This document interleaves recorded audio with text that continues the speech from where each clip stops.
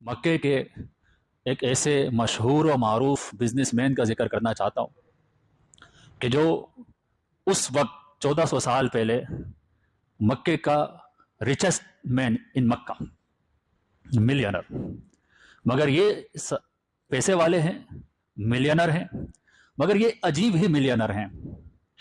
پیسہ ہے مگر پیسے کے باوجود کبھی وائن اور الکوہل کو ہاتھ نہیں لگاتے۔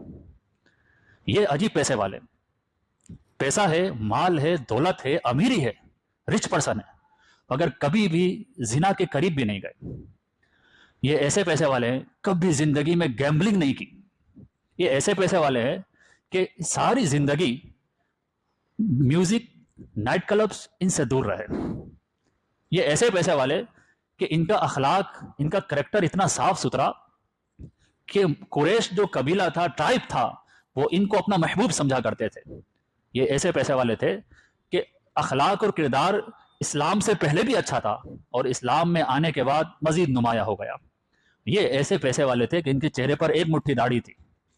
یہ ایسے پیسے والے تھے کہ ان کے سر پر امامے کا تاج ہوا کرتا تھا۔ یہ ایسے پیسے والے تھے کہ جس مارکیٹ میں بزنس کرنے کے لیے یہ جاتے تھے تو مارکیٹ والوں کو پتا چل جاتا تھا اب ہم کو اپنے رولز چینج کرنے پڑیں گے، ورنہ یہ ہونیسٹ پرسن مارکیٹ میں آ چکا، یہ ایماندار تاجر آ چکا ہے۔ 18 ذوالحجہ، 18 ذوالحجہ جمعۃ المبارک کا دن تھا۔ عصر کے بعد 82 یا 83 ایئرس اولڈ یہ بزرگ، یہ صحابی، ان کو اللہ تبارک و تعالی نے شہادت کا جام عطا فرمایا اور آپ شہید ہو گئے۔ میری مراد امیر المومنین خلیفہ ثالث حضرت سیدنا عثمان غنی رضی اللہ تعالیٰ عنہ ہے۔